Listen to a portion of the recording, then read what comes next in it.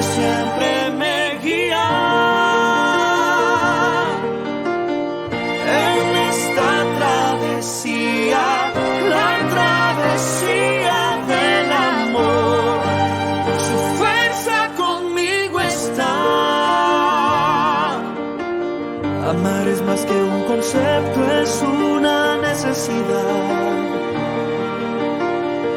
un sueño y una realidad, porque nacimos para hacerlo.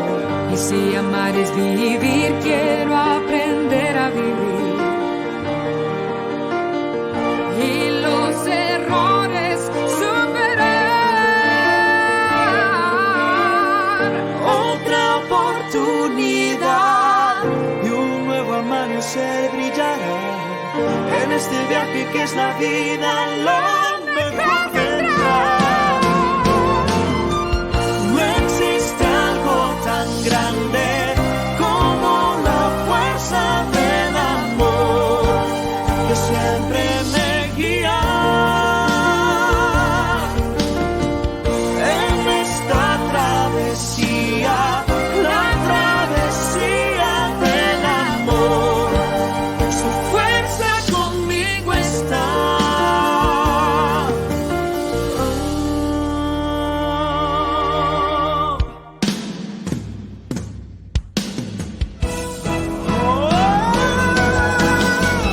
No existe algo tan grande como la fuerza del amor.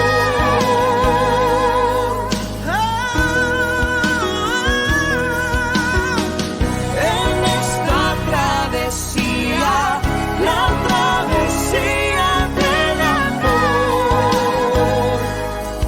Caminemos juntas. No existe algo tan grande como la fuerza del amor que siempre me guía en esta travesía, la travesía del amor. Su fuerza conmigo está.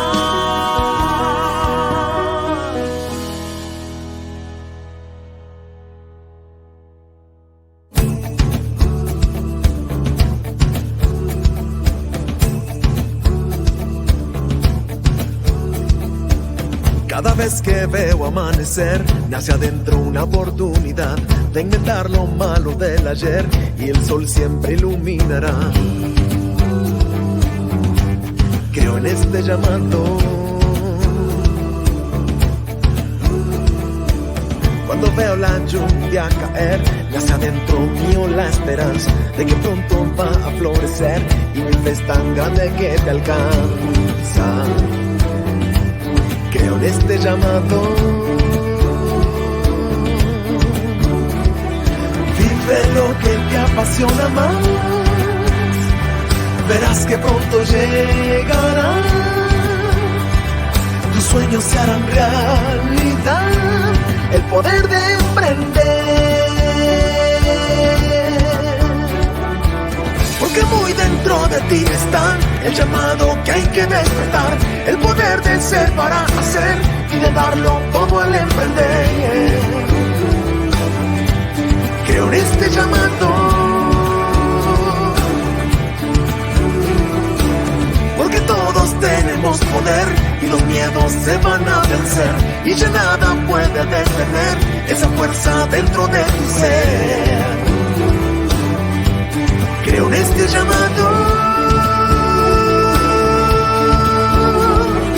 Vive lo que te apasiona más. Verás que pronto llegará. Tus sueños se harán realidad. El poder de emprender. El poder de emprender. El poder de emprender. El poder de emprender.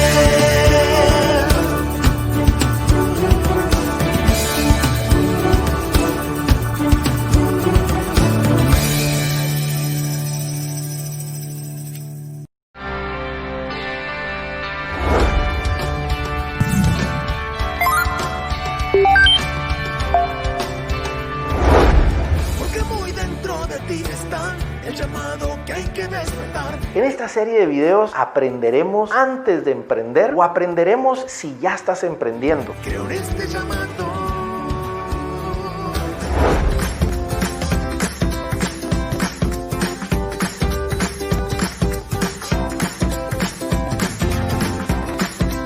Muy buenas tardes a todos y todas. Otra edición más de Mentor Sessions. Mi nombre es Julio Zelaya. Me da muchísimo gusto poder compartir con ustedes.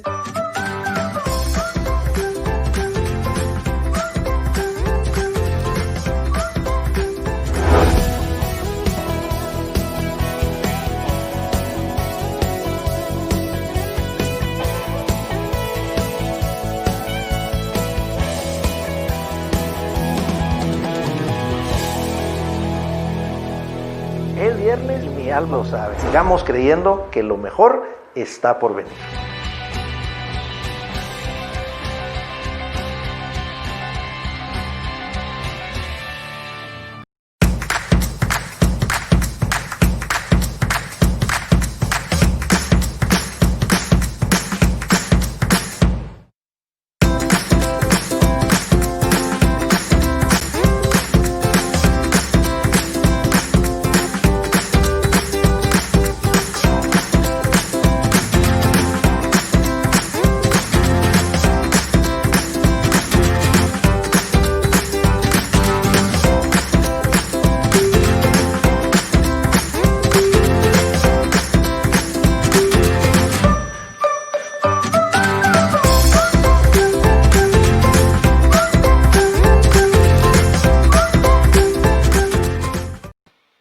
Muy buenas tardes a todos y todas. Mi nombre es Julio Zelaya y bienvenidos a una sesión más de Mentor Sessions. Estoy muy contento con todas las personas que ya se están sumando desde diversos lugares de Latinoamérica.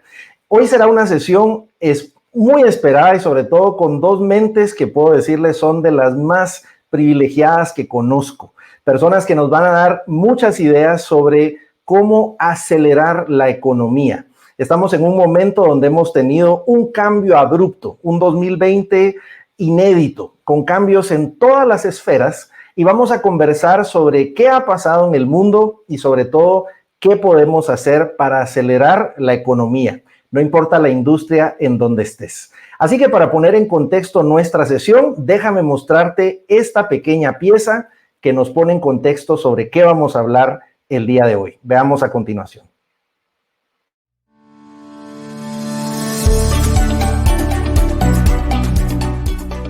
¿Cómo vas con tus planes de reactivación? Ahora somos protagonistas de un momento histórico. En medio de la cuarta revolución industrial, liderada por la tecnología y la neurociencia, enfrentamos un reto biológico que nos recuerda nuestra esencia como seres humanos. Somos parte integral de un delicado ecosistema que está peligrosamente perdiendo su equilibrio. Enfrentamos una crisis humanitaria que nos ha impactado sanitaria, comunitaria y económicamente. Esta contingencia demanda de nosotros el 200% de buena disposición e innovación estratégica para ser parte del cambio hacia un modelo económico equitativo, sustentable y articulado que respete los recursos del planeta y que satisfaga las necesidades de todos. Nuestro enfoque ya no es el crecimiento en sí mismo, sino optimizar el bienestar humano. Es el momento de replantearnos el futuro, que nos preguntemos, ¿cómo queremos vivir? ¿Qué valores fundamentan nuestras decisiones? Ideas como economía circular que potencializa la creatividad, la capacidad de innovación y el progreso continuo están permeando nuestra cultura. Ya no se trata de tomar los recursos y transformarlos, sino también reintegrarlos, redistribuirlos para promover el desarrollo y beneficio global de forma más orgánica. La tecnología nos permite simplificar procesos de producción, economizar evitando grandes cadenas de suministros para aprovechar la energía, el recurso y talento local que también se convierte en global. Nuestra productividad y economía están cambiando, son más flexibles, más simbióticas y empáticas. Si algo nos confirmó la crisis 2020 es que estamos hipervinculados, por lo que debemos reinventarnos social, empresarial y financieramente para que la sana proyección de la economía regional aporte e impacte positivamente al estado de bienestar global.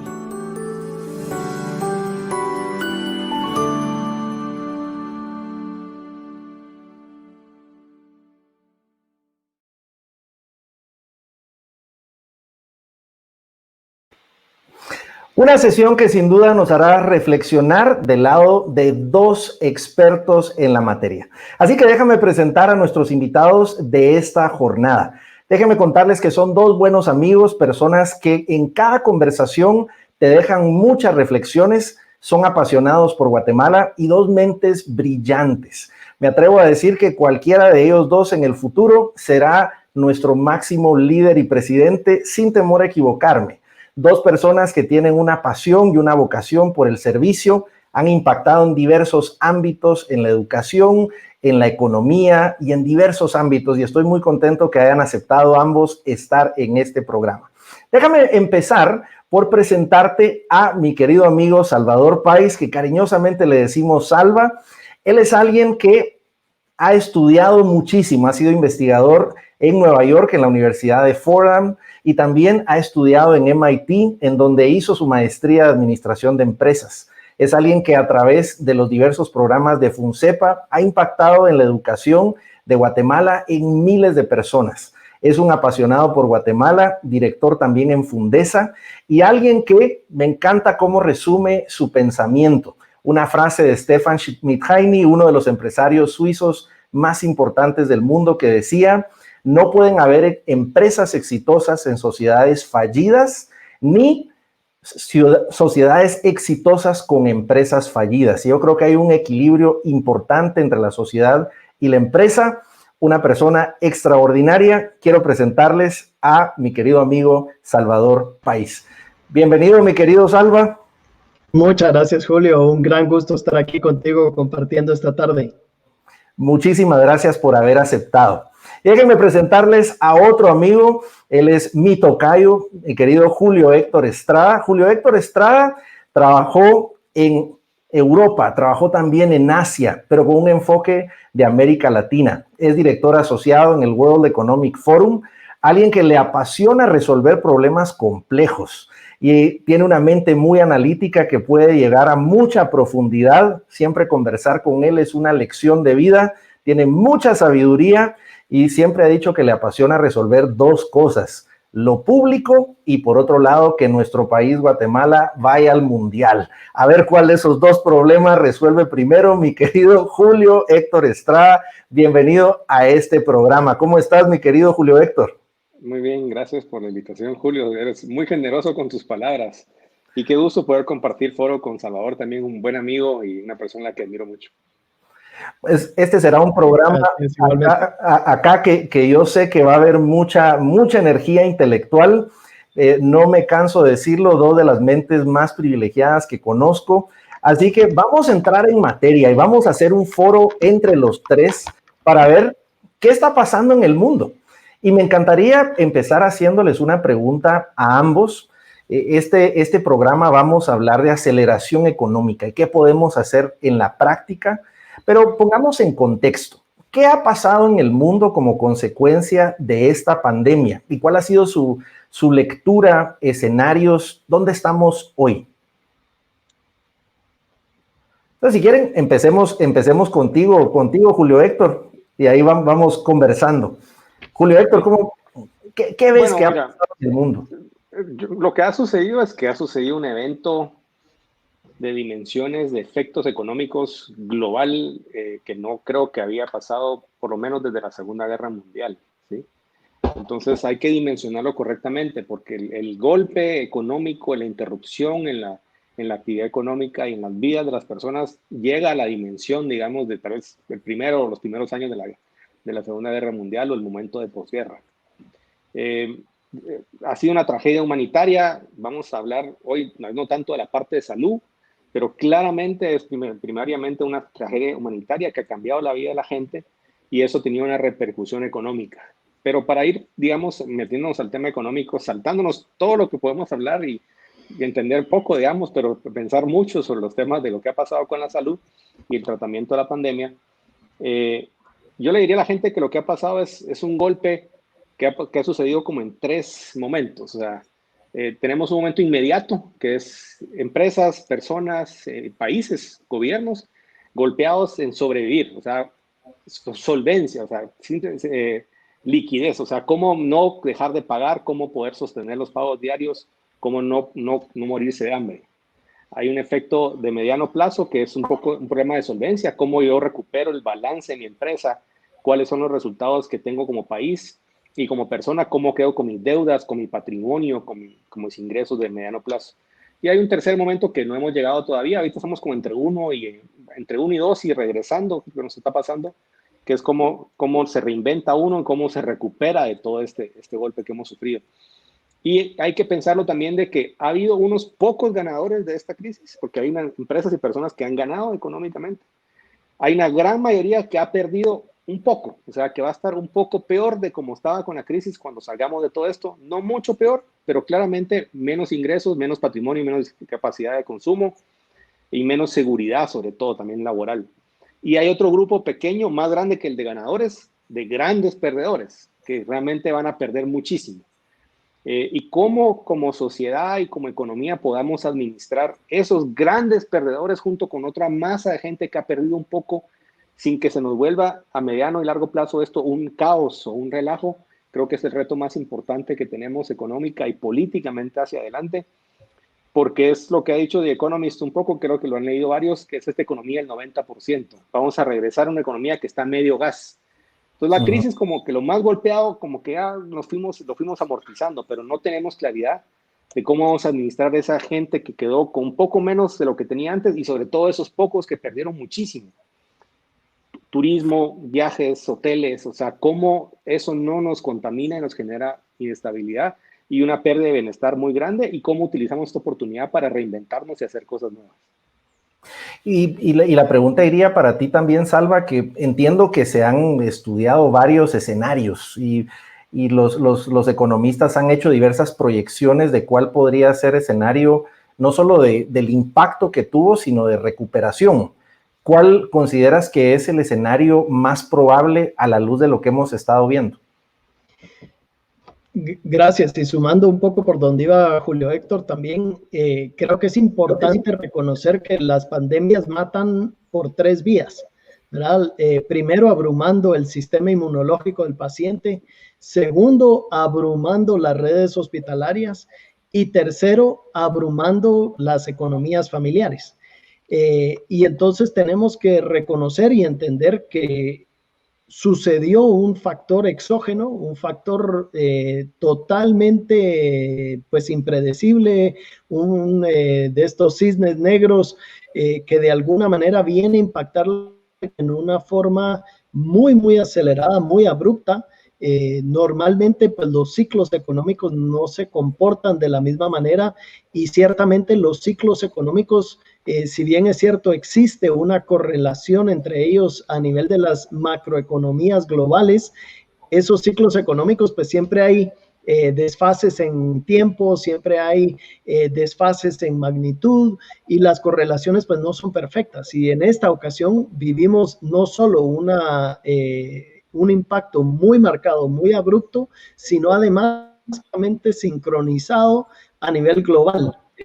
Diferencia de meses, realmente para fines macroeconómicos, es una diferencia muy, muy comprimida en el tiempo. Entonces, reconociendo ese impacto y la forma en que sucedió, que de alguna manera es un freno de mano en la economía global, creo que para responder la pregunta tenemos que hacernos también un poco el cuestionamiento de ¿será que el freno de mano lo vamos a remover de una o será que este freno de mano va a ser un poquito, lo quito a medias, lo vuelvo a poner, lo quito a 3/4, lo vuelvo a poner y de alguna manera no necesariamente todos los países sincronizados. Vemos España, vemos Israel ahorita entrando otra vez en temas de confinamiento, así que creo que vamos a estar por lo menos por el próximo año, por lo menos hasta que exista una vacuna y que exista realmente difundida en los distintos países alrededor del mundo.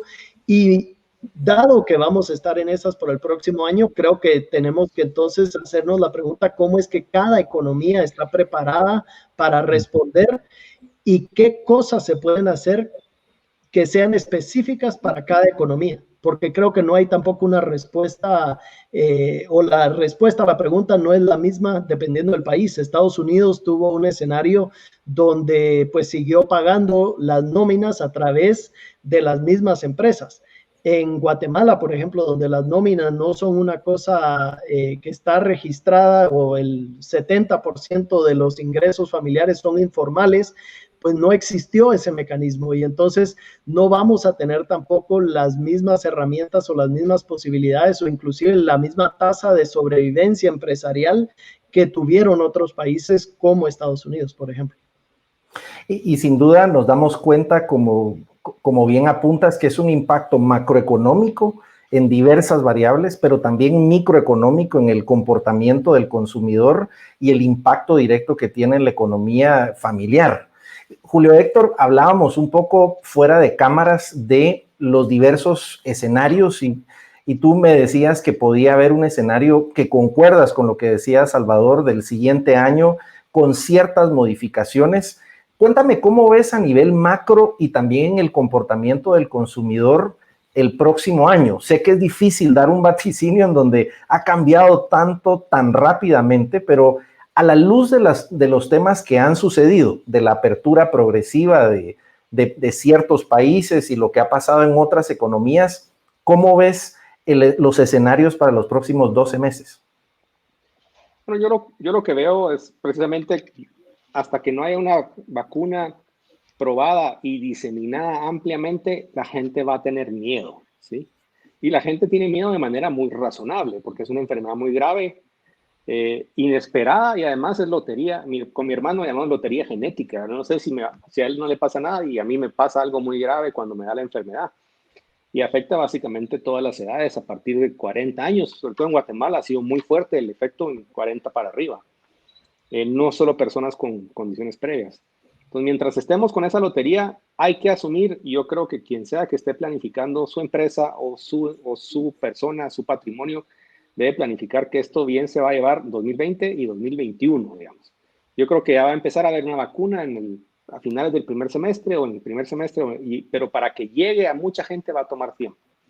Entonces podemos ver que lo que en su momento eran medidas económicas macro de rescate, que es yo entro y meto liquidez al sistema para que no se incumplan pagos y tengo que inyectar dinero a la economía.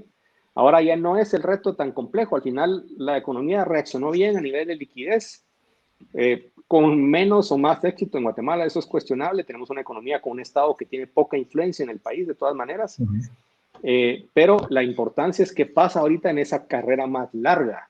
Y por eso mencionaba que es una carrera donde hay que entender que hay una economía donde la mayoría está un poco peor, unos pocos tienen las oportunidades de estar mejor y unos pocos más que los que están mejor están bastante peor, digamos, con crisis muy prolongadas y con negocios muy afectados. Por mencionar algo, el tema de turismo no se va a recuperar, digamos, en los próximos 15, 20 meses. O sea, no es, ninguna planificación lo puede proyectar. Y tenemos un consumidor que también ha cambiado su patrón de consumo. Su percepción de riesgo es diferente, sus patrones de consumo han cambiado, entonces se ha reinventado un poco viendo en qué ahorra, en qué consume, y en esos esquemas de ganadores hay unos sectores ganadores. Por ejemplo, es curioso, pero hay un repunte ya en cierto proceso en los sectores inmobiliarios, en algunos sectores, fuerte caída en oficinas, alguna recuperación en vivienda y apartamentos, en bienes de consumo, bienes de ahorro e inversión. Pero hay unos perdedores, claro, en tiempo de esparcimiento y entretenimiento, inclusive educación, formación técnica, etc. Entonces, yo creo que es importante tomar en cuenta que el consumidor va a seguir asustado y no solo hasta que aparezca la vacuna, más tiempo.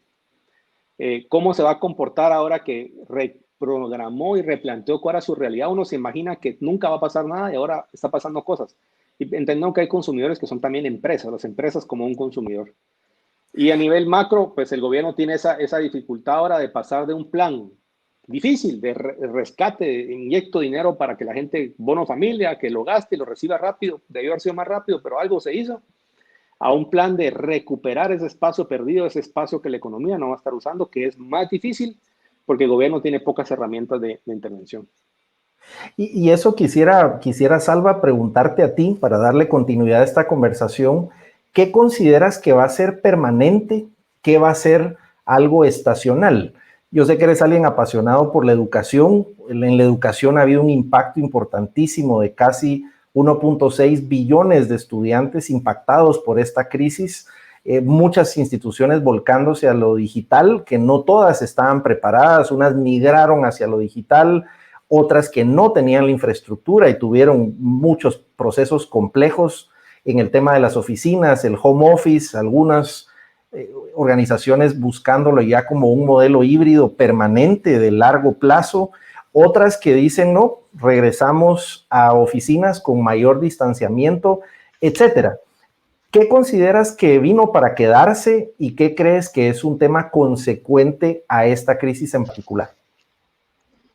Bueno, yo creo que ciertamente hay un factor temor que mencionaba Julio Héctor ahora, y ese factor temor esperemos que sea un fenómeno transitorio mientras arriba la vacuna y mientras se apaciguan de alguna manera esas preocupaciones. Entonces, yo creo que tenemos que dividir quizá como en distintas cubetas. Hay una cubeta que es qué va a pasar mientras se mantiene este factor miedo, porque creo que durante ese periodo vamos a seguir viendo algunos patrones de comportamiento, las compras, ¿verdad? Por ejemplo, la entrega a domicilio de comida de restaurantes de todo tipo, que antes quizás no entregaban a domicilio, hoy todos entregan a domicilio. Creo que eso va a continuar ciertamente durante esta siguiente etapa. La pregunta es si eso perdura más allá. Yo creería que sí, porque muchos restaurantes se dieron cuenta que ahora pueden aprovechar su cocina en una forma mucho más productiva y pueden atender muchos más clientes, ya no están limitados por la capacidad de mesas, etcétera. Entonces, creo que hay ciertos comportamientos que sí van a perdurar en el tiempo, ciertos hábitos que la gente va a decir, bueno, ¿y para qué regreso, por ejemplo, a comprar al supermercado si ya me di cuenta que puedo comprar perfectamente en línea, me lo traen aquí a mi casa, no tengo que hacer colas, no tengo que gastar tiempo, etcétera? Creo que ese tipo de cosas son comportamientos que están aquí para quedarse, y algunos otros, por ejemplo, los temas de gimnasios. Yo sí siento que hay muchas personas que añoran regresar a su gimnasio y poder hacer ejercicios donde antes lo hacían. Entonces creo que ese es el tipo de comportamiento que tan pronto se baje el miedo, todo el tema del turismo, pues también yo soy de la opinión, y debo decirlo, que ya hoy, primero, sabemos mucho más de esta enfermedad de lo que sabíamos, ¿verdad?, cuando arrancamos hace 6 meses, y que entonces el tema del tratamiento médico ha permitido que la mortalidad sea mucho menor, que la tasa de hospitalización sea mucho menor, y que ojalá también eso permita a que el tema del miedo se pueda ir reduciendo en una forma paulatina, aun y cuando estemos volviendo a ingresar a restaurantes, a gimnasios, atendiendo sitios turísticos, etcétera. Y lo otro que creo que ha cambiado también es nuestro entendimiento que con soluciones costo eficientes como la mascarilla, perfectamente se puede reabrir gran parte de la economía, gran parte de los, por ejemplo, centros educativos. Eso sí, hay que tener los debidos protocolos, los debidos cuidados, y como digo, cosas como la mascarilla y el uso de desinfectante, lavado de manos y demás, que son estrategias muy costo eficientes y que nos permitirían, digamos, achicar ese periodo de miedo lo más posible y reactivar la economía, ojalá también lo más pronto posible. Y creo que también vemos que hay otras alternativas que se han tratado de acelerar, como el diagnóstico instantáneo, por ejemplo. Si nosotros tuviéramos la certeza de poder abordar un vuelo e instantáneamente saber si hay un factor de contagio, también sería un hecho. Y me gustaría hacerte la pregunta, Julio Héctor. Hay 2 escenarios, personas que dicen el COVID-19 en realidad no vino a cambiar la historia, sino que vino a acelerarla. Creo que y hay personas que dicen, no, sí cambió la historia y hay temas que va a ser para la humanidad un antes y un después. Vemos algunas tendencias como el uso de la robótica, que en Asia se ha acelerado con el tema de COVID-19, temas de transformación digital. Creo que no fue ni el CEO, ni el CTO, ni nadie que aceleró como esta crisis. Lo vemos inclusive en el número de registros de páginas web que ha crecido exponencialmente, el comercio electrónico y otras variables. ¿Cuál es tu punto de vista? ¿Crees que aceleró la historia de esta pandemia o la está reescribiendo y cambiando? Bueno, yo soy más propenso a decir que la aceleró, Julio. Pocas cosas se inventan completamente nuevos, cosas que ya estaban pasando, lo que estás mencionando, el comercio digital, el boom que ha recibido en Amazon o un Globo en Guatemala, digamos, la plataforma de pagos de Globo para restaurantes, como decía antes Salva, se volvió esencial. Si no estás en la plataforma, yo no sé, yo ya solo pido con esa plataforma, no estoy haciendo publicidad para nadie, pero soy un consumidor muy básico, digamos, es una solución muy práctica. Tal vez llegamos a acelerar cosas que para el país serían trascendentales, como realmente hacer ubicuo los pagos digitales, una monedero electrónico, una digitalización completa de los pagos. Ahí el programa de gobierno de Bono Familia caminó un poco en esa dirección, creando una cuenta a través de cada DPI de cada persona. Creo que es una oportunidad interesante para hacer más de eso, hacer una solución donde se pueda localizar y traquear a cada persona, y eso realmente nos haga un salto transformacional, ya no tratar de localizar a la gente en primer nivel de salud con rastreadores, sino también usando un poco de tecnología y telefonía. Vamos a ver si lo logramos hacer. Y lo que decías, el tema preocupante tal vez es que ya iba a la velocidad que iba a la cuarta revolución industrial, como lo decía la introducción de tu programa.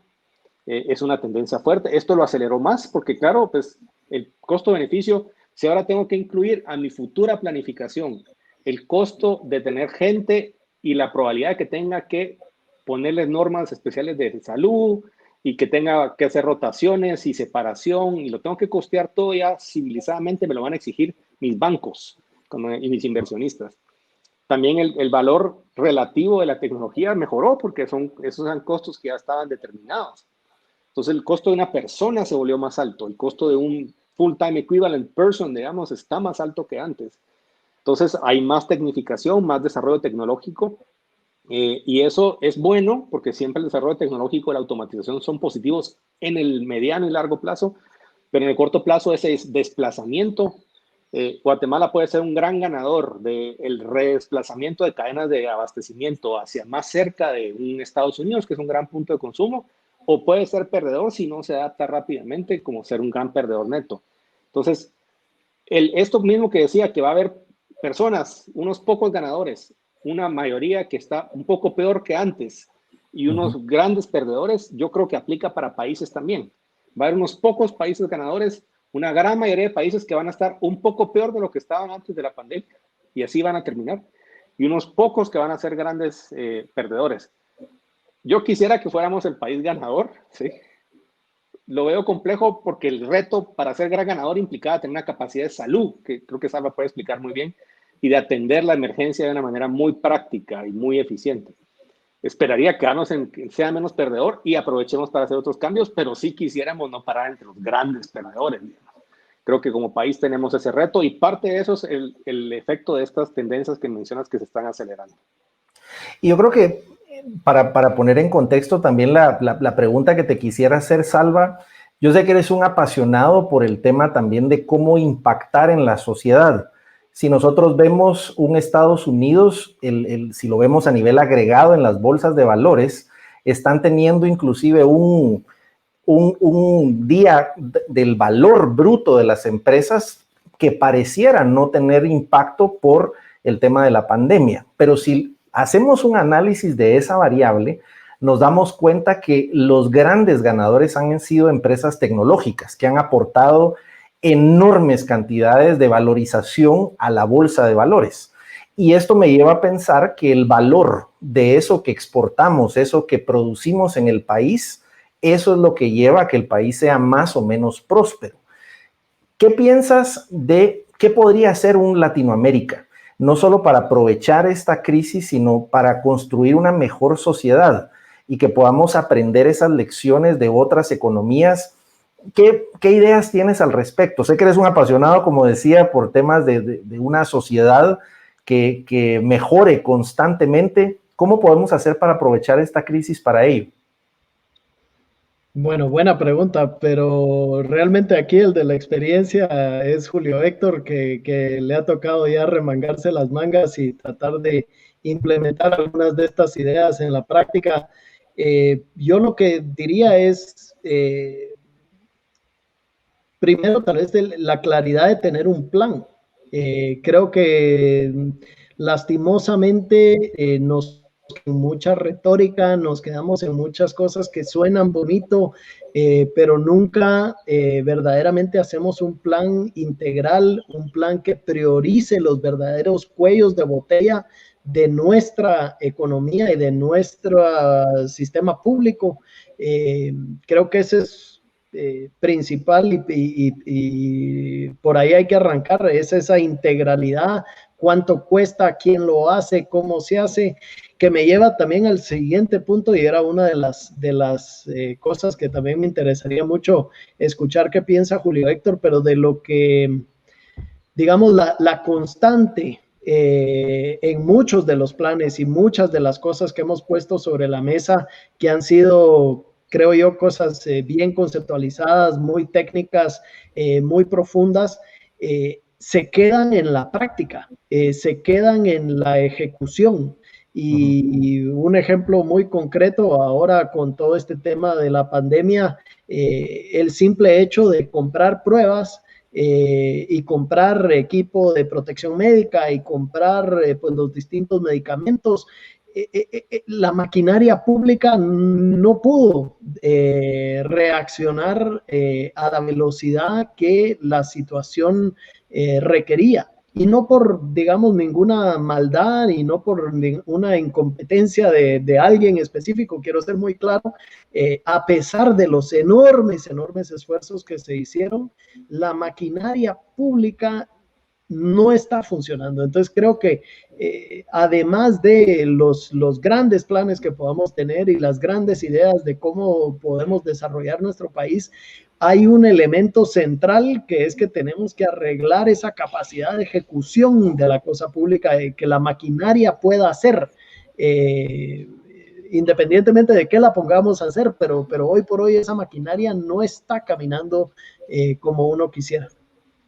Y yo creo que hay para seguir esta conversación, Julio Héctor, yo sé que tú has tenido mucha experiencia también desde el Foro Económico Mundial, viendo la situación de América Latina y trabajando de la mano, pero también sé que tuviste mucho proceso serio y estructurado para hacer planes de gobierno, iniciativas. ¿Qué pudiéramos hacer para continuar esta conversación, para crear una sociedad mucho más justa, más igualitaria y que aproveche muchas de las cosas que tenemos ahora?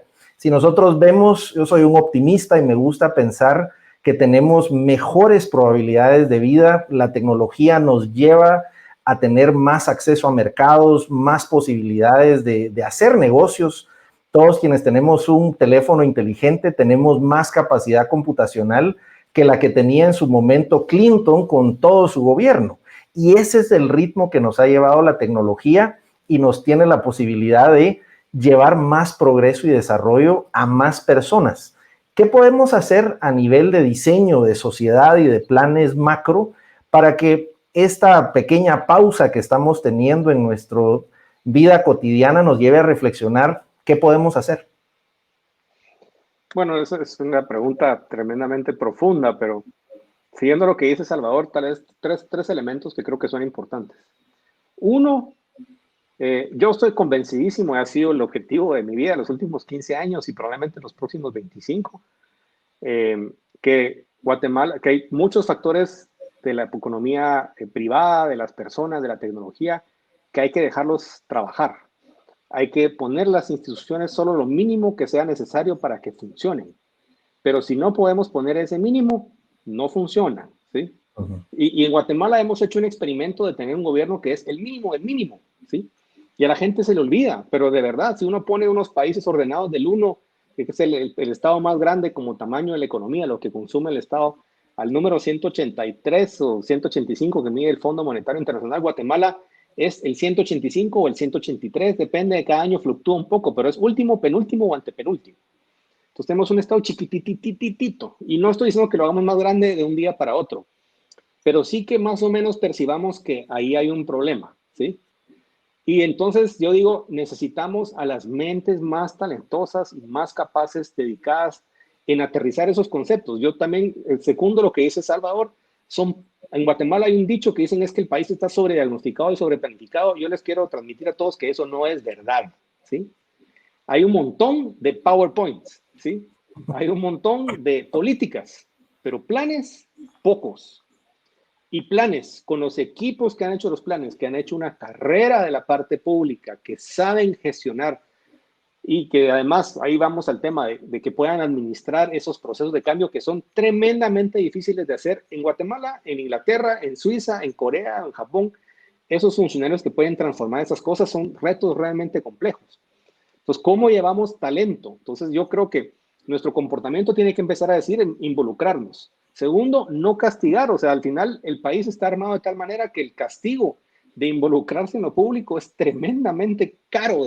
O sea, es totalmente desincentivante dedicarse a la parte pública, y si encima lo que nos gustaba era que sacaran un anuncio cada semana para que llevaran gente presa, linchemos y una vez traigamos a Robespierre y a Guillotán y cortemos cabezas, entonces estamos contribuyendo a una feria de lo único que hacemos es golpearnos. Cuando uno ve lo que pasó ahorita, que Salva estaba describiendo, ese es el resultado de problemas de corrupción, pero también del circo, ¿sí? Y de un sistema que desincentiva completamente la participación de los más talentosos trabajando por el bien común. Eso está pasando en todo el mundo. La democracia están amenazadas y recuestionadas y en problemas en todo el mundo. Y por eso es que ahora que viene con esos cambios tecnológicos que mencionas, hay que tener mucho cuidado. Está el documental que comentábamos fuera de cámara de Netflix recientemente, de las redes sociales. Tenemos que aprender a vivir con esas cosas y dimensionarlo. Porque el gran reto de esta pandemia, acelerado o no acelerado, del país ya antes de la pandemia, durante la pandemia y sobre todo después de la pandemia, es si tenemos la capacidad como sociedad de ponernos de acuerdo y resolver problemas de salud, de infraestructura, de tecnología, de economía, pero tenemos que poder ponernos de acuerdo con gente talentosa, gente positiva, la mejor gente o la segunda mejor gente, digamos, que encontremos que esté involucrado en resolver los problemas del país y no que salgan huyendo. Y como yo veo cada vez más, y una cosa que me preocupa mucho Guatemala es que empiezo a sentir que mi gente, mis amigos más talentosos, algunos que haya logrado convencer que regresaran a Guatemala de hacer carreras profesionales muy exitosas fuera, se están empezando a ir, ¿sí? Entonces, si perdemos ese talento de gente muy talentosa, la gente que mira tu programa, Julio, gente emprendedora, que emprendan en lo social, pero que emprendan en lo político. Si no hacemos una solución para eso, realmente es difícil poder poner ese pedacito que hace falta para que tengamos pagos electrónicos, que funcionen, para que tengamos educación en línea, tracking de las personas en salud. Son programas complejos de implementar. En la parte pública, con todo lo que implica, necesitamos a las mejores mentes. Y creo que ese es un tema que es pilar de cualquier organización, el tema de la meritocracia. Y de hecho a mí me impactaba tener una conversación con ejecutivos de China y todos me decían que el mejor lugar para trabajar era el gobierno. Y me llamaba la atención ver a una buena amiga que era CEO de Ctrip, que es la competencia de Expedia, y ella me decía, no, el lugar que nos roba las mejores mentes es el gobierno de China.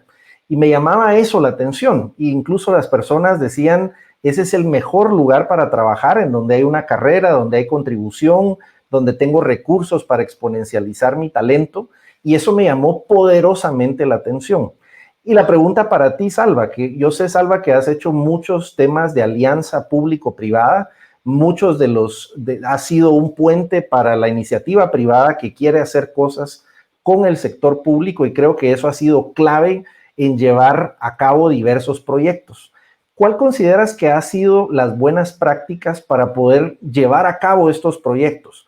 Creo que Julio Héctor ha tocado un tema y es fundamental en esta época, y es unirnos. Pero ese unirnos más allá de la retórica y que suena de sentido común, que ayudémonos y apoyémonos, sé que tú lo has logrado en la práctica. ¿Cuáles crees que han sido unas buenas prácticas para que lo hayas logrado? No, buena pregunta y no sé si le voy a hacer justicia pero algunas ideas y algunas pinceladas. Por un lado, diría que hay que tener esta conciencia de que cada quien es bueno para lo que es bueno. Y no por ser un buen empresario necesariamente se sabe cómo, por ejemplo, administrar un ministerio de educación.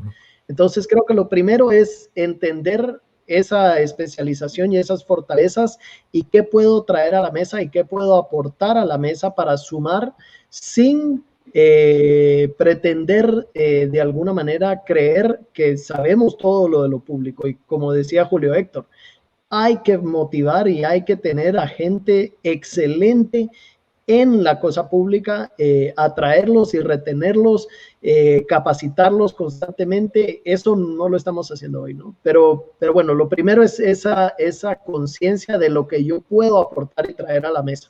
Segundo, diría esa conciencia además de ser, yo lo llamo alternativo al Estado y no alternativo al Estado.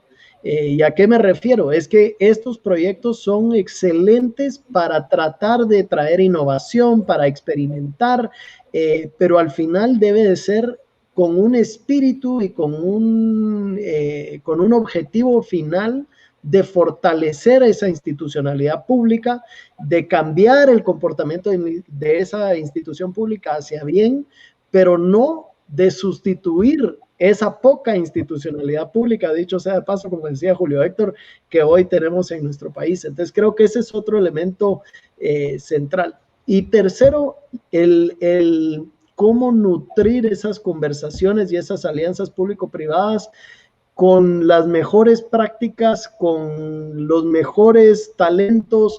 Creo que hay un elemento ahí muy importante de no necesariamente, ¿verdad? Como que somos dueños de la verdad. No, al revés, cómo conjuntamente nos hacemos esas preguntas, cómo podemos ir a ver experiencias de otros países, cómo podemos importar de alguna manera esas soluciones que ya se han diseñado en otras partes del mundo. Creo que esa humildad de ir a buscar allá afuera, ir a aprender en conjunto, lo pondría como tal vez un tercer elemento. Y agrego uno más, y como decía mi abuelo, lo que no se mide no se mejora. ¿Cuáles son los métricos que le vamos a poner a esas alianzas y a ese trabajo en conjunto? Por eso me han encantado proyectos, ¿verdad? Como el Flujograma de Justicia Criminal, que le asigna un porcentaje de eficiencia a cada una de las entidades que integran la cadena de justicia criminal. Lo mismo, digamos, en temas educativos, cuando le podemos poner métricos a los proyectos y a los ejercicios, entonces sabemos que estamos teniendo incidencia. Si no, se convierte en mucho activismo y muy poco movimiento de la aguja en los temas que tanto nos importan. Me parece genial en donde estamos. Si ustedes ven, empezamos con una primera pregunta. ¿Dónde estamos hoy? Uno de mis profesores me dijo una frase que creo que nos pone en contexto dónde estamos hoy. Y es: a mayor presión, menor tolerancia. Tenemos una presión importante en un sistema que no era perfecto, un sistema de salud, un sistema democrático, un sistema económico y de diferentes incentivos. Como bien apunta Julio Héctor y Salva, tenemos escenarios en donde los próximos 12 meses serán de cierta forma impactados por el miedo de los consumidores y sobre todo el reajuste económico que se ha dado en la economía familiar. Muchos casos de personas tratando de ser más frugales en sus decisiones de inversión, sobre todo por esa incertidumbre y el reacomodo que hay en el corto plazo en el trabajo y en la fuerza laboral. Vemos también ciertos grandes impactos en algunas industrias, como bien apunta Julio Héctor, tema de turismo, tema de viajes, que tienen un enorme impacto que no va a ser de corto plazo su recuperación, pero una gran mayoría que tiene un impacto de corto plazo, pero que no se prevé que será permanente, sino que habrá una recuperación cada vez más rápida. Y hemos empezado a hablar cómo diseñar una sociedad. Y creo que los principios que nos apunta Salva son importantes. Tener una visión tener una conciencia de cuáles son los talentos que yo aporto, luego tener una incidencia directa en dónde es que voy a hacer, una dosis de humildad para saber que no es fácil estar en esa posición. No quisiera estar en los zapatos de muchos de nuestros líderes que tienen tanta presión por diferentes sectores. Ponernos a pensar en esa humildad y también saber escuchar a las mentes más importantes. Y un elemento final, que es eso que seguramente te decía Carlos Páez, lo que no se mide, no se puede mejorar. Así que así estamos hoy. Y me gustaría hacerles una pregunta: ¿qué podemos hacer de hoy hacia el futuro? Y empezar a pensar qué industrias pueden tener mayor impacto en la aceleración económica, qué puedo hacer yo como consumidor en medio de este tema. Yo les puedo decir que hoy me pasé un fin de semana con mi familia extraordinario en un lugar de Guatemala. He estado tratando de apoyar el turismo interno y hoy estuve en Cahuilal de mis buenos amigos, la familia Urbina, un lugar espectacular.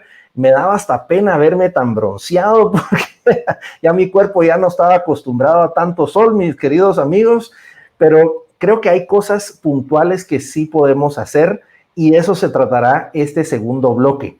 Así que quisiera empezar contigo, Salva, y yo sé que tú trabajas mucho del lado también de las empresas y has sido un puente para también organizar al empresariado, que sabemos que en momentos el empresariado tampoco necesariamente actúa integrado, sino que puede trabajar con diferentes focos, así como en lo público. ¿Qué podemos hacer a nivel del empresariado para acelerar la economía? Imagina que te está escuchando todo el empresariado. ¿Qué cosas consideras que tienen un impacto favorable para la aceleración económica? Bueno, buena pregunta. Vamos a ver. Creo que hay varias cosas que se pueden hacer desde lo privado y hablando de cómo rehacernos y reinventarnos en esta recuperación y en esta siguiente oportunidad después de COVID, diría que un tema grande e importante podría ser la formalización empresarial. Que conforme vayamos reactivando la economía, que se reactive en una forma que privilegie esa formalidad, que puedan hacerse esos pagos digitales, como mencionaba Julio Héctor anteriormente, que puedan inclusive tributar electrónicamente ahora con la factura electrónica y demás. Entonces, creo que sí podría haber un espacio interesante en apoyar esa formalización empresarial, las nóminas, cómo además digitalizar trámites, ¿verdad? Y cómo minimizamos esos trámites para, tal vez importante mencionarlo, se estima que por lo menos 20% de las empresas que pagaban nómina en el IX dejaron de hacerlo.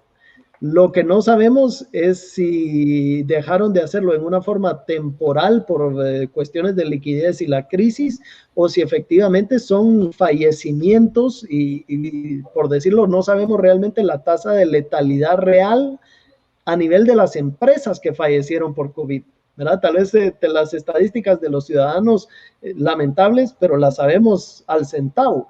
La parte empresarial la tenemos bastante menos clara. Entonces, nuevamente, ¿cómo hacemos para que en este proceso de reactivación lo hagamos en una forma que aproveche esa formalidad y que eso obviamente tiene una serie de repercusiones, acceso a crédito, pues el tema también fiscal que ya mencionaba, el tema de las nóminas y prestaciones laborales, en fin, creo que puede ser un ingrediente ahí interesante en toda esta ecuación.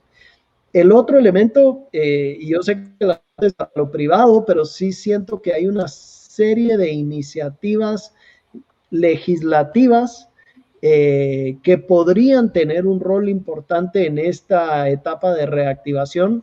Léase la ley de infraestructura, la ley de leasing, la ley de trabajo a tiempo parcial, la ley de zonas francas, la ley de insolvencias, ¿verdad?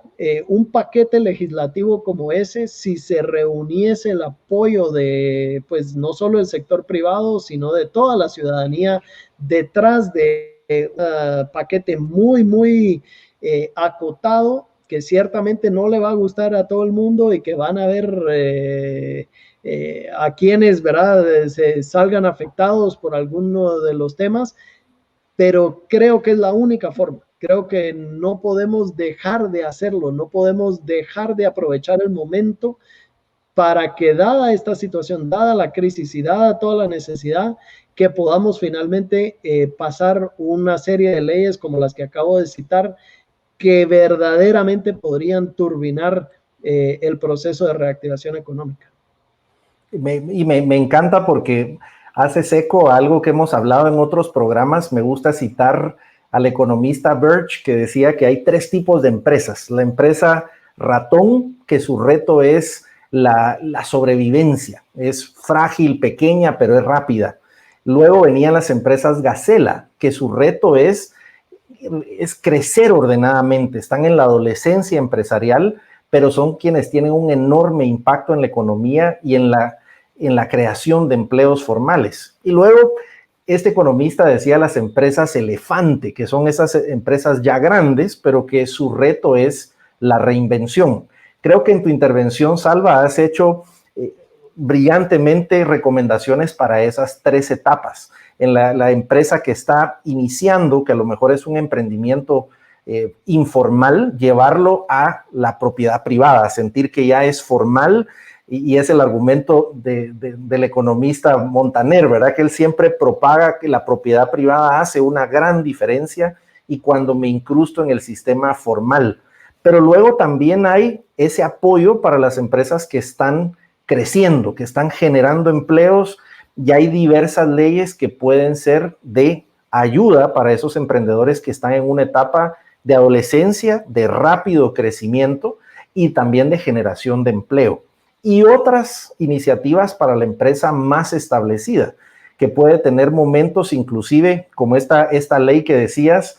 Muchas empresas grandes en este momento se han acogido a otras legislaciones para poder reestructurar temporalmente sus operaciones. Cosa que, como me decía un empresario, en ciertos países no tienes esa facilidad. Si no puedes pagar en cuestión de meses y tampoco te van a dar dinero en cuestión de corto plazo, no tienes muchas alternativas. Y solemos decir que el flujo de efectivo, que fue algo impactado en esta crisis, es el oxígeno de toda empresa. Y las empresas no pueden sobrevivir sin este oxígeno. Así que gracias por ese primer panorama. Julio Héctor, imagina que pudieras igualmente tener empresarios y también al sector público escuchando. ¿Qué cosas consideras que pueden acelerar esta activación económica que tanto estamos anhelando? Bueno, un poco siguiendo la lógica que estabas planteando tú mismo, Julio, de liquidez, claramente se perdió cierto, y se va a perder todavía en el 2021, cierto espacio de la economía que no se recuperará en su totalidad por miedo, por diferimiento de decisiones de inversión, por reducciones en patrones de consumo. Entonces, hay un espacio para que el Estado, que realmente es pequeño, ocupe un poquito de ese espacio adicional con bastante liquidez. Entonces, claramente, yo sé que es a veces cuestionable, pero sí es importante que no solo haya un presupuesto, sino que haya un gasto público más grande del normal, por lo menos en el año 2021, tal vez más importante que en el año 2020, ¿sí? Y hay que tener la madurez política para entender que eso va a pasar así, que nuestros déficits fiscales, que han sido muy pequeños, tal vez se expanden y se vuelven a dar en el 2021. Idealmente en cosas que dejen valor, pero sobre todo en cosas que multipliquen la economía. Un ejemplo, puede ser muy interesante dedicarle ese dinero a construir carreteras de 4 carriles grandes, pero también es importante utilizar el dinero para hacer muchos caminos vecinales que involucren mucha gente y den mucho trabajo en el interior del país. Y entonces tenga una capacidad de diseminación y recrecimiento del dinero, digamos, y multiplicador importante, y de pacificación también de la gobernabilidad. Entonces eso es en el tema inmediato, digamos, de liquidez. El Estado puede hacer algo y necesitamos que la sociedad acepte que el Estado va a hacer algo, y necesitamos luego que el Estado, cuando tenga el mandato, lo haga. que ahí ya empiezan las dificultades algo complejas.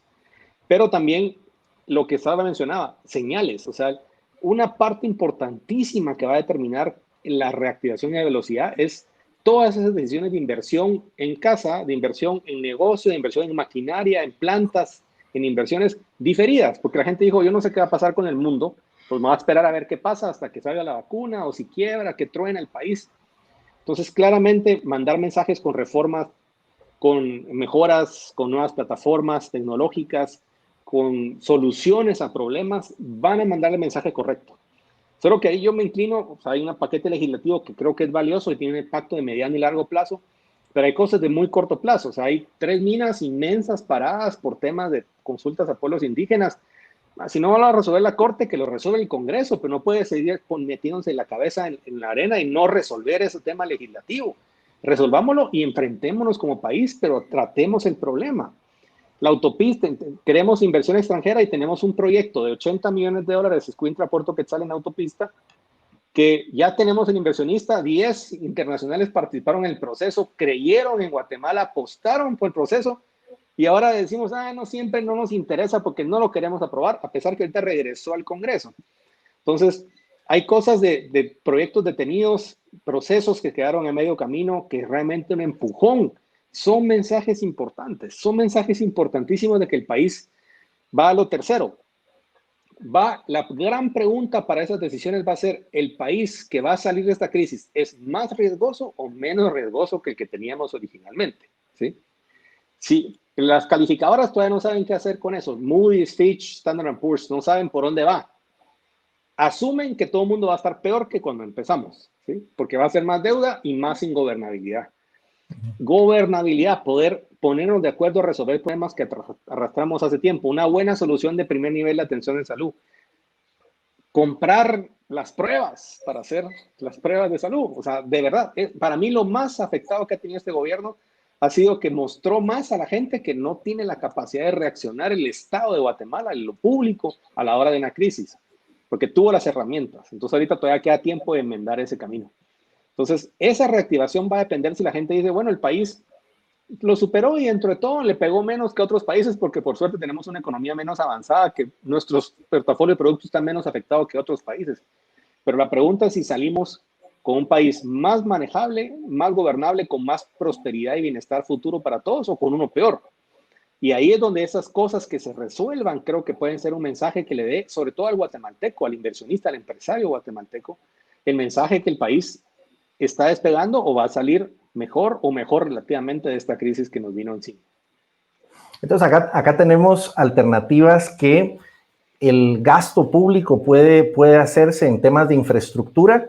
Me encantan los 2 ejemplos que nos ilustran. Uno, infraestructuras masivas que pueden tener un impacto importantísimo en activar incluso otros clústeres de turismo, temas de logística interna y otros, pero también otros temas que activen el número de empleos que puede generar en diferentes partes, inclusive del interior del país. Por otro lado, ¿qué señales le estamos dando al mercado? De saber si es algo de corto plazo o si tenemos una certeza para poder seguir invirtiendo. Y creo que esto es fundamental no solo para el empresariado local, sino también para los inversionistas que buscan una inversión de largo plazo y que podamos tener también como país en esos ejemplos de las minas y de los grandes proyectos una velocidad de respuesta, porque estamos de acuerdo que ningún inversionista estaría dispuesto a poner dinero en un proyecto que no tiene certeza que se va a poder ejecutar o que va a quedar en diversas dificultades y nunca va a llevarse a la realidad. Ahora, quisiera hacerles una pregunta antes de irnos a presentar cuál será la sesión de la siguiente semana, que siempre lo hacemos a la mitad del programa. ¿Qué podemos hacer como consumidores que estamos en el día a día? Y la pregunta sería para ambos, consumidores y también empresarios que nos están escuchando. ¿Qué puede hacer esos empresarios que tienen duda inclusive si seguir sus negocios, si dedicarse a buscar un empleo, que hay muchas personas que están en esa disyuntiva, personas que a lo mejor no tienen un empleo y no saben qué hacer en este momento de disyuntiva? y las personas en general, que a lo mejor sí tienen un empleo y tienen cierta capacidad económica, ¿qué consejo le darían a esos tres grupos? Al empresario que está en momentos de disyuntiva, a la persona que no tiene un trabajo y también está en un momento de disyuntiva, y la persona que sí tiene cierta estabilidad económica y tiene un poco de disponibilidad para invertir. ¿Qué le dirían a esos tres grupos? Julio, Héctor. Para hablar de los empresarios antes que Salva es el que le voy a decir a Salva. No tengo la menor duda que él lo está haciendo, pero miren, hay quienes, como les decía, hay unos que están más afectados que otros, y los que están menos afectados no tienen que aprovecharse, digamos. O sea, yo creo que es un tema de ética empresarial. Paguen a tiempo, digamos. Todos los plazos de pagos en proveedores están alargados, pero si se puede pagar a tiempo, se puede pagar a tiempo. No hay razón para apretar a la gente solo porque todos lo están haciendo. No paren sus proyectos. Yo les diría a los empresarios, yo creo que esto vino y se va a ir. Sí, vamos a regresar a tener más o menos dificultad. Tal vez hay que continuarlos más despacio, pero no detenerlos, porque tienen que estar listos para arrancar con fuerza si el tema repunta. Y hay cierta incertidumbre de eso. Entonces, no detener, sino seguir. Y a los consumidores, o sea, hay muchos mensajes, digamos, lo mismo, la gente que puede consumir, tema de experiencia, no sé, alguien tiene la oportunidad de ver estas experiencias de Airbnb Experiences, digamos que uno en la parte turística tiene esa experiencia a través de un tema en línea o un viaje. El que pueda y redistribuir su consumo que se ha detenido. La gente viajaba fuera del país y claramente ese consumo se detuvo. Y puede redirigirlo a los sectores más afectados. Hay que tratar de hacerlo siendo creativo y receptivo a las dificultades de la pandemia. Entonces, yo creo que hay que salirse inclusive de la zona de confort. O sea, hay que cuidarse, pero tal vez está siempre manteniendo ese tema. Lo que uno generaba en propinas, en parqueos y todo eso, al final son cosas que quienes no están afectados pueden continuar haciéndolo. Y además también, yo siempre le digo a todo guatemalteco y a todo el que pueda, hable bien de su camello, porque después tiene que vender, no hay que hablar más del país. Siempre el mensaje es, aquí nos está yendo mejor que el resto, es la verdad, ¿sí? En números económicos por lo menos. Vendámoslo, el país en general, con pandemia, sin pandemia, se vende mal, ¿sí? Siempre nos hemos vendido mal. Vendámonos más ahora, aproximamos de lo poco bueno que tenemos y siempre hablemos bien de las cosas buenas que tiene el país, por lo menos hacia afuera. De acuerdísimo. Y continuando por donde iba Julio Héctor, yo lo otro que agregaría en toda esta ecuación, y no lo hemos mencionado hasta ahorita, es pues el hecho de que muchas cadenas de abastecimiento a nivel global están viviendo efectos disruptivos importantes. Empresas que antes su suplencia dependía al 100% de países como China, que están diciendo no puedo ser tan dependiente de una sola fuente de abasto y voy a diversificar mi cadena de abastecimiento, mi proveeduría. También no podemos ignorar que Estados Unidos también está sugiriéndole o motivando a que las empresas de Estados Unidos pues compren regional o localmente, onshoring o nearshoring, como lo están llamando, para que esas cadenas de abastecimiento sean también más resilientes. Entonces, primer gran tema que creo que tenemos que poner sobre la mesa es cómo aprovechar el momento, cómo aprovechar para vender el país, atraer a esas empresas buscando nuevos lugares para establecer sus fábricas, nuevos lugares para establecer sus negocios. Entonces, creo que ese elemento o ese ángulo tal vez no lo habíamos puesto sobre la mesa, pero creo que sí es muy importante, y para eso vender bien el camello, certeza jurídica, inclusive cómo le damos al inversionista alguna certeza sobre esa inversión que va a venir a hacer a nuestro país, que se va a venir a atrever a invertir en Guatemala, a pesar de lo que le hemos hecho, por ejemplo, a las mineras, lo que le hemos hecho a las empresas de la carretera Puerto Quetzal, por ejemplo, etcétera, etcétera. Ya hemos mencionado varios ejemplos. Pasando de lo macro, digamos, tal vez a lo micro a nivel de las empresas, lo que diría es, obviamente, el análisis honesto de dónde estamos en nuestra propia situación de liquidez. Ya se decía, ¿verdad? La liquidez es el oxígeno y en algún momento ese oxígeno se agota. Y lo que no puede suceder es que se agote el oxígeno y todavía estamos a 50 pies de profundidad sumergidos. Creo que tenemos que tener ese análisis honesto y esa conversación honesta con nosotros mismos para saber, bueno, estoy en un sector que se está viendo afectado. Sí, estoy en un sector afectado, nuevamente, no por algo que haya hecho el empresario individualmente, sino por este factor que vino a afectarnos, pero tener esa claridad que estoy en un sector que está siendo afectado y el oxígeno se me está agotando, ¿no? Entonces, esa conversación honesta tal vez sería mi mayor recomendación, porque lo peor que pasa es cuando estos procesos suceden en una forma pues abrupta, desordenada. Además, en Guatemala no tenemos una ley de insolvencia, razón por la cual lo citaba anteriormente, ¿verdad? Eso a nivel de las empresas. A nivel del consumidor, pues creo que tenemos una serie de cosas que podemos estar haciendo, compras de productos locales, turismo local, salir más a restaurantes, apoyar a pymes como salones de belleza, en fin, hay tantas cosas que de alguna manera dejamos de hacer, que creo que tenemos que empezar a tratar de reactivar la economía, y nosotros como agentes económicos individuales tenemos esa capacidad para hacer. Y ciertamente pondría en esa lista también el sumarnos a estos proyectos de transformación como consumidores y como ciudadanos y como votantes. Tenemos una voz y tenemos que hacer valer nuestra voz. Mandémosle una carta al diputado distrital o a nuestro representante para decir, mire, yo quiero que en mi país exista infraestructura, que exista una ley de leasing, que exista trabajo a tiempo parcial, que existan zonas francas y que exista una ley de insolvencias, por ejemplo. O sea, plantear cosas muy concretas que también podrían reactivar. Creo que es algo que podemos hacer cada ciudadano en nuestro país. Yo creo que ambos han dado excelentes iniciativas y ha sido interesante para las personas que nos han acompañado en todos los programas. Es una conversación continua.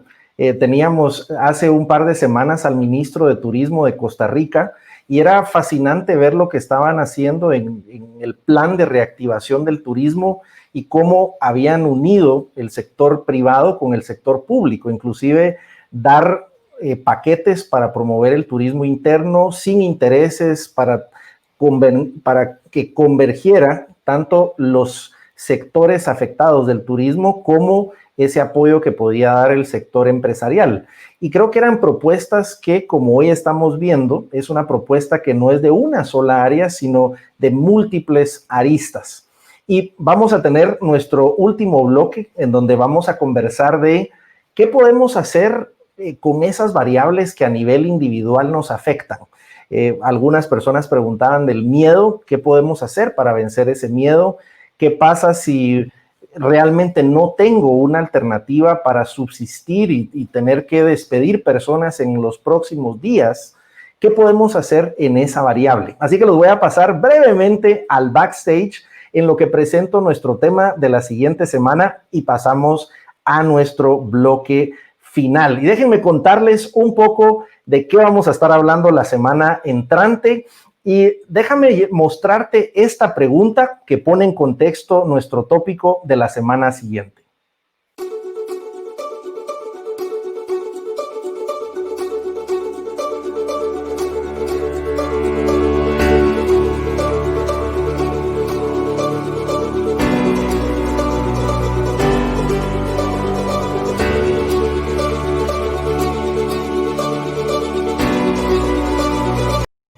Y ahí tenemos una pregunta que viene del último estudio de Gallup sobre el compromiso organizacional.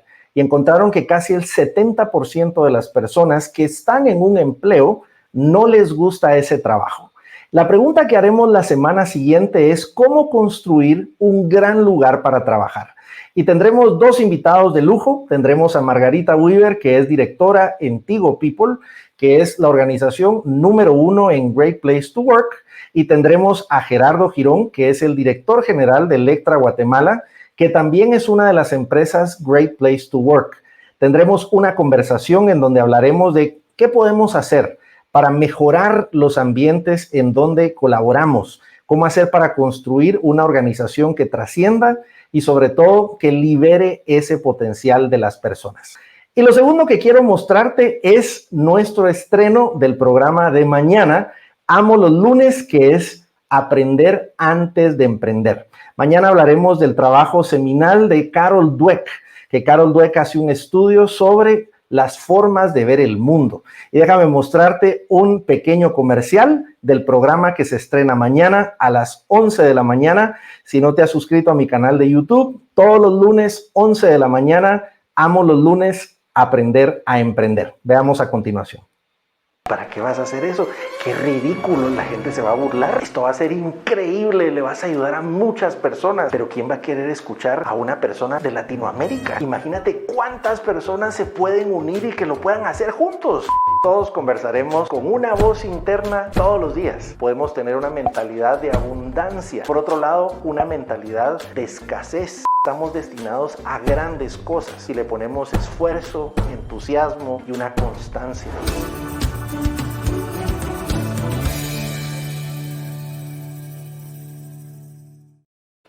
Así que no se pierdan nuestro programa de mañana, Amo los lunes a las 11 de la mañana.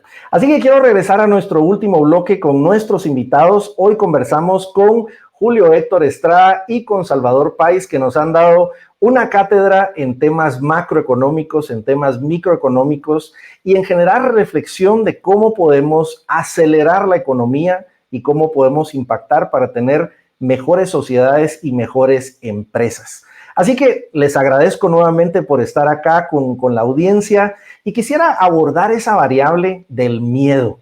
Y es una variable que varias personas lo han preguntado por acá y me llamaba la atención que yo mismo, el 12 de marzo, recuerdo haber estado en República Dominicana trabajando mis usuales consultorías cuando se declara la pandemia. Recuerdo haber regresado en un vuelo de Santo Domingo para Panamá con una persona. Nunca había visto eso y esa única persona era yo.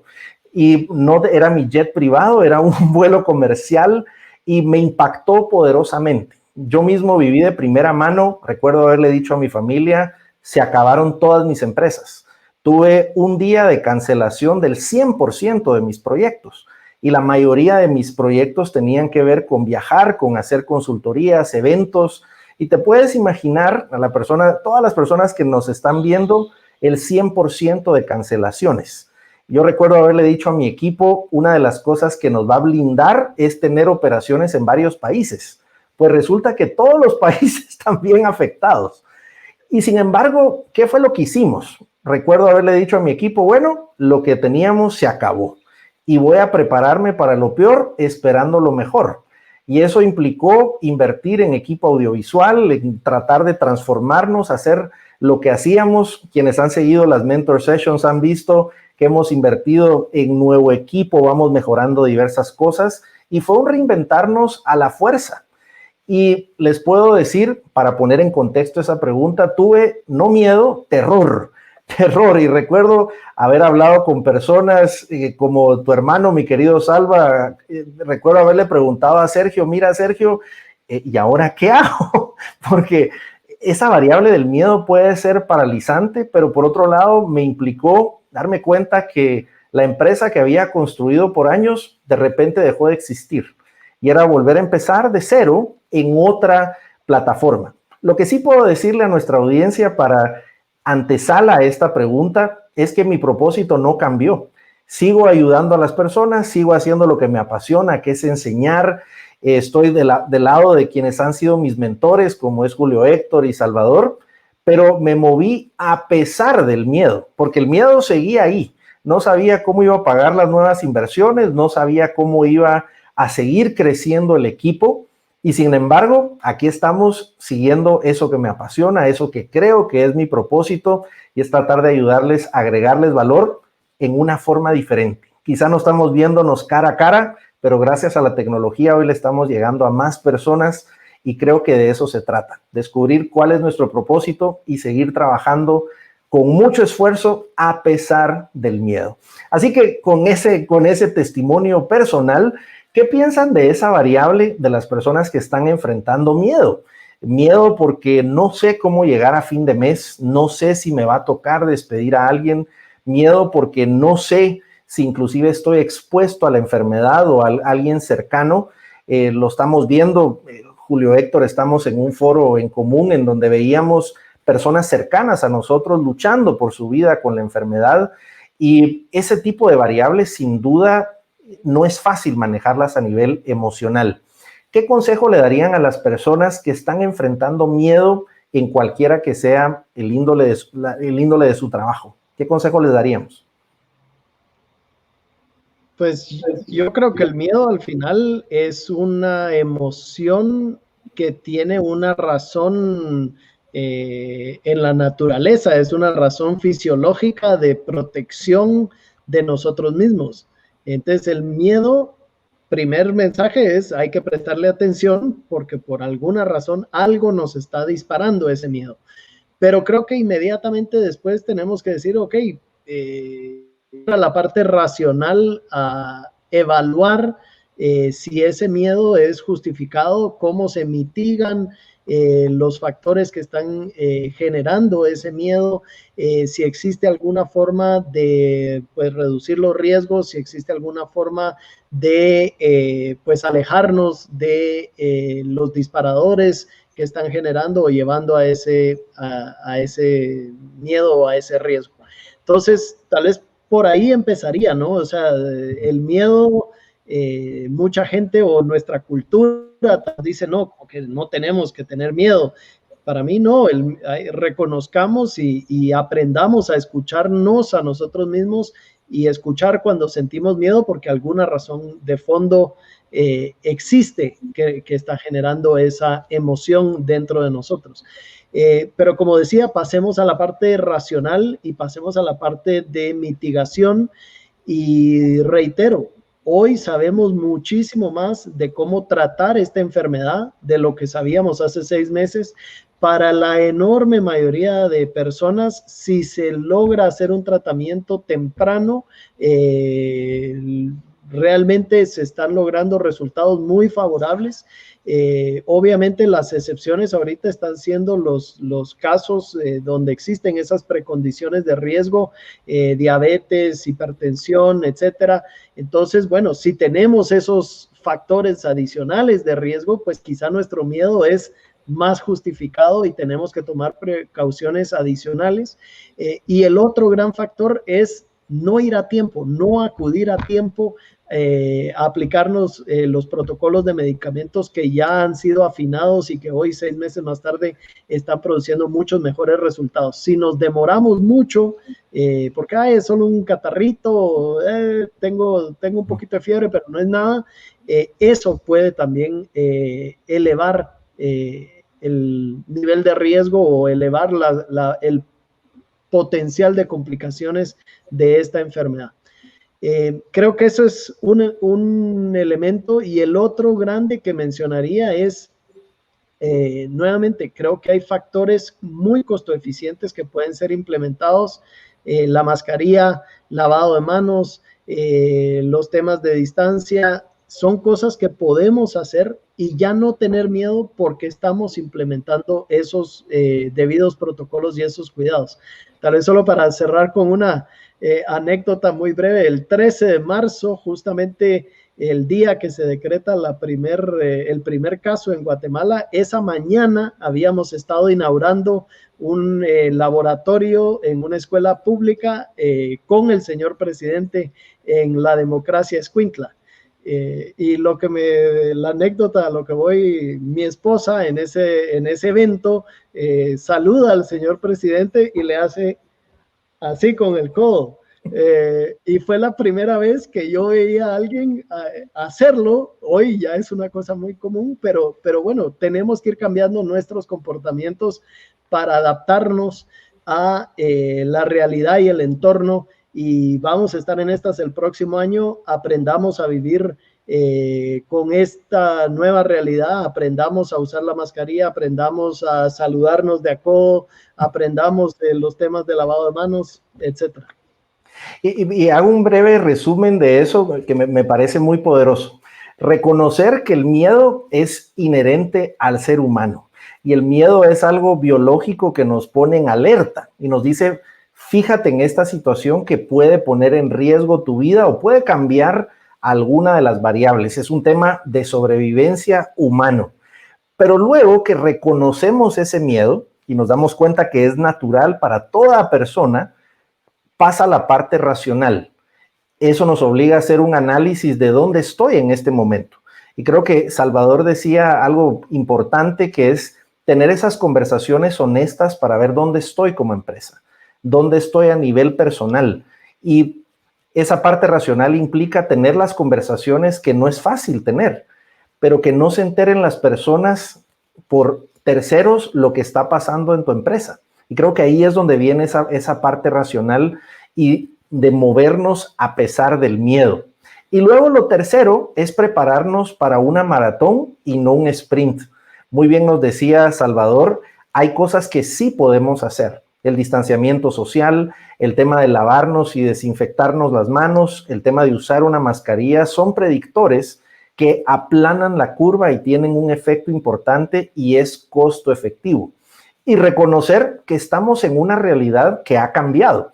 Me daba risa cuando decías el tema del codo, ha cambiado muchísimo. Recuerdo el otro día estar en el supermercado con mi mascarilla y por error me empecé a comer unas manías, me empiezo a atragantar y empecé a toser. No se imaginan lo que pasaba con las personas, se me alejaban ahí como que les iba a ir a dar un abrazo. Y lo segundo es que es complejo ahora ese tema inherentemente humano, que somos tan cálidos también como sociedad y saber que tenemos cierta distancia, pero eso es lo que en realidad nos cuida. Y gracias por ese resumen. Mi querido Julio Héctor, ¿qué recomendaciones nos darías para seguirnos moviendo a pesar del miedo? Bueno, ya ustedes hablaron mucho de cómo es una reacción natural. Mi experiencia ahí es un poco, mientras más rápido uno tenga un plan de cómo manejar las situaciones, a lo que decía Salvador, hay que hacer un cuidado temprano. Es bueno tener un plan por escrito, aunque sea a mano, en un cuaderno, pero poner los puntos de quién es el médico con el que uno va a atenderse, dónde se va a hacer las pruebas, cómo las va a financiar. O sea, hay quienes han hecho unos pools o cochuvales para pagar tratamientos básicos. O sea, sí requiere ser disciplinado más allá de lo que uno era normalmente. Entonces, pero cuando se da eso, ya la gente da cierto nivel de alivio de que por lo menos ya tiene una idea de cómo lo va a administrar, si se diera. Y obviamente la tranquilidad de que está tomando los cuidados correspondientes. A nivel económico, tal vez decirles un poco de mi análisis macro y microeconómico es, las economías no son tanto lo que uno vende o lo que uno tiene de activos y plantas de producción, restaurantes, instalaciones. Las economías son ante todo conocimiento en la mente de las personas y las relaciones que tienen con la gente. Por eso es que vemos que los judíos salen huyendo del Holocausto y se van a Nueva York y se van a Brasil y donde van montan los mismos negocios, hacen las mismas cosas y a veces hacen cosas completamente diferentes, pero como saben hacer cosas, las hacen bien, ¿sí? Entonces son casos muy dramáticos, pero no quiero exagerar. Pero la gente sabe más y es más resiliente de lo que se imagina. Obviamente, lo mismo que hacía con la persona de hacer plan con la empresa, hay que ver los números, hay que sentarse a ver y estarlo monitoreando constantemente sin caer en pánico.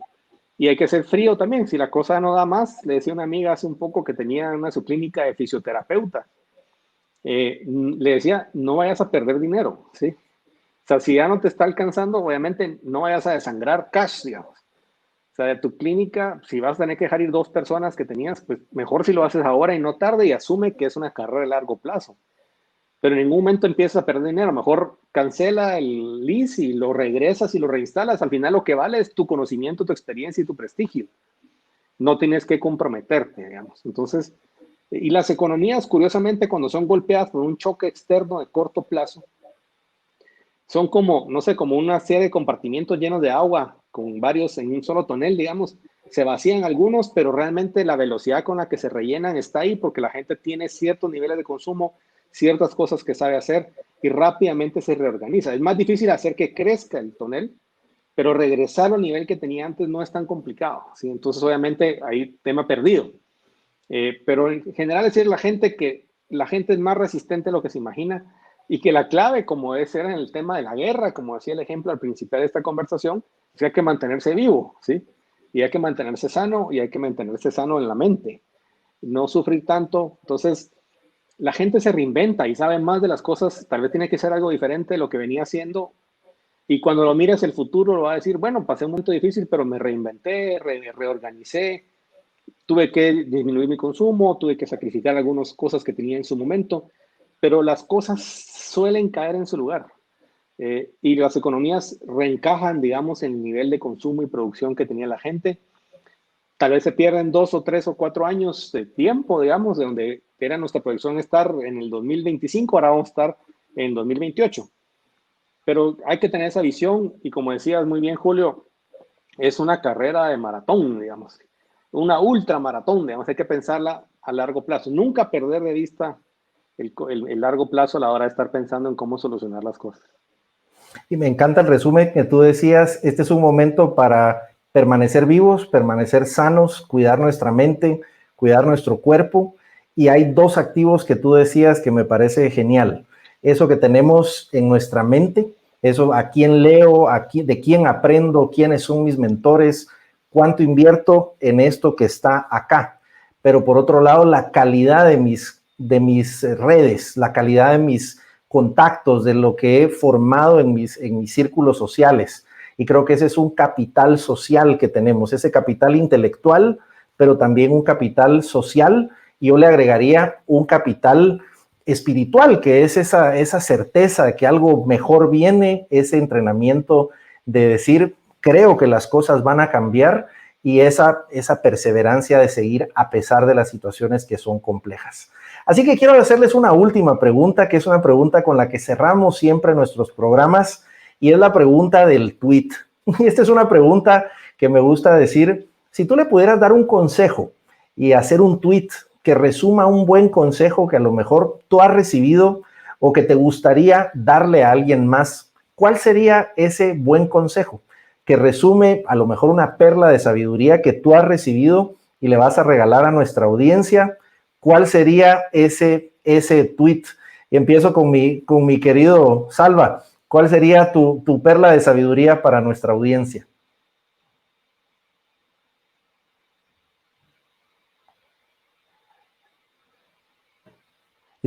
Te veo en mute. Ese es el tweet de la frase del 2020. Importante detalle. Yo tal vez el tweet que daría es otra frase célebre que decía mucho mi abuelo: si lo podemos soñar, lo podemos lograr. Y creo que en estos momentos necesitamos esa esperanza, necesitamos pensar en grande, necesitamos ese norte y esa luz hacia dónde vamos y poder apuntar en esa dirección. Así que motivarnos a que si lo podemos soñar. Y gracias, Salva. Qué importante creer que podemos soñar y podemos construir esa grandeza de nuestros sueños. Gracias, Salva. Julio, Héctor. Bueno, a mí me gustaría decir algo como es una crisis histórica y no hay que desperdiciar una crisis histórica que presenta oportunidades históricas de hacer cosas diferentes a nivel personal, a nivel empresarial, a nivel de país. Hay que atreverse y lo peor que puede pasar es que no lo logremos, pero hay que aprovechar las crisis históricas para hacer cambios históricos. Hay que aprovechar una crisis histórica para hacer cambios históricos. Y me encanta esta conversación. Les agradezco muchísimo a ambos por toda su sabiduría. Como le decía a la audiencia, dos mentes brillantes que tienen mucho que aportar. Sé que tienen un enorme amor por Guatemala ambos y un espíritu de servicio que es justo lo que tanto necesitamos. Muchísimas gracias a ambos por haberse sumado a esta conversación que ha sido espectacular. Le recuerdo a toda nuestra audiencia de nuestra sesión de la siguiente semana. Hablaremos con Margarita Weaver, directora de Tigo People, y Gerardo Girón, director general de Electra Guatemala, donde hablaremos de cómo construir un great place to work, grandes organizaciones para trabajar y cómo construir esos espacios relevantes. Mi querido Salva, mi querido Julio Héctor, muchísimas gracias por haberse sumado a esta sesión. Les mandan saludos muchas personas que han impactado positivamente sus vidas, y a toda nuestra audiencia, hagamos eco de esto que nos recomendaba tanto Julio Héctor como Salvador. Sigamos creyendo que lo mejor está por venir. Que Dios les bendiga y muy feliz noche. Muchas gracias por haberse sumado a esta Mentor Sessions. Nos vemos en este mismo lugar y hasta la próxima. Feliz noche. Feliz noche.